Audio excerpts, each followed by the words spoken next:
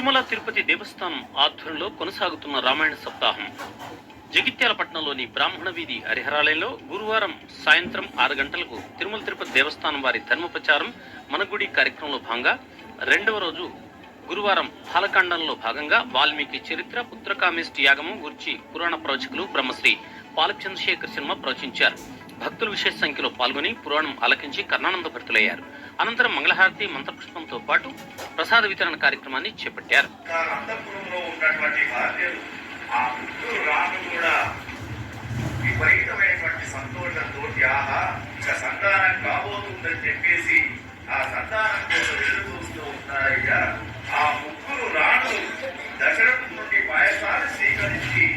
అది తమకు జరిగినటువంటి సమ్మానం చెప్పేసి చాలా సంతోషపడుతూ ఉన్నారు. ఇప్పటి దశరథ మహారాజు యొక్క ప్రియపత్రులు కూడా ఇచ్చే పాయసాన్ని ఎవరి భాగాన వాళ్ళు తీసుకొని తాగుతూ ఉన్నారు. తాగుతూ ఉన్న తర్వాత అచిర కాలంలోనే గర్భవతులయ్యారు. గర్భవతులైన తర్వాత ఆ యొక్క మరి వారంతా కూడా ఇక 12 మాసాలు ప్రవేశించబోతున్నాయి. పచ్చడి ఎర్రటి గాజులు నిండుగా వేసుకొని ఆ తల్లిని చూస్తే ఒక భర్తము తప్ప అందరికి తల్లిలాగానే కనబడాలి.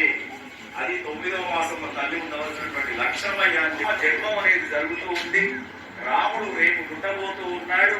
మరి రాముని జన్మ గురించి మీరు వచ్చేటప్పుడు మీకు ఇష్టమైనటువంటి భర్తుడైనకు కేకు కోయడం కాదు. ఇక్కడ రాముడికి మీరు ఏ నైవేద్యం పెడతారో పెట్టుకోండి, వాటిని అందరూ పంచుకొని ప్రసాదంగా తీసుకోండి. నమ పార్వతీ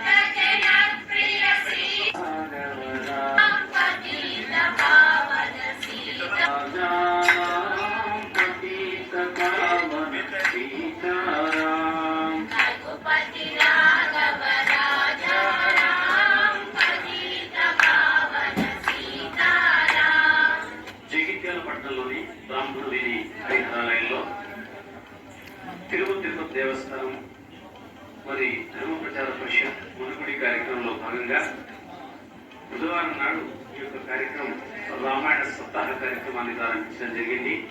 దీనికి గాను బ్రహ్మశ్రీ పాలక్ చంద్రశేఖర్ శర్మ గారు పురాణ ప్రవచకులు ఈ కార్యక్రమాన్ని నిన్న ప్రారంభించారు. ఈరోజు రెండవ రోజు ఈ కార్యక్రమంలో భాగంగా బాలకాండ కార్యక్రమం ప్రారంభమైంది.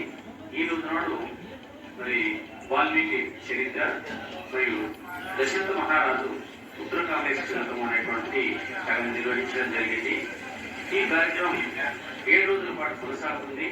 భక్తులంతా కూడా విశేష రీతిలో ఈ యొక్క కార్యక్రమాన్ని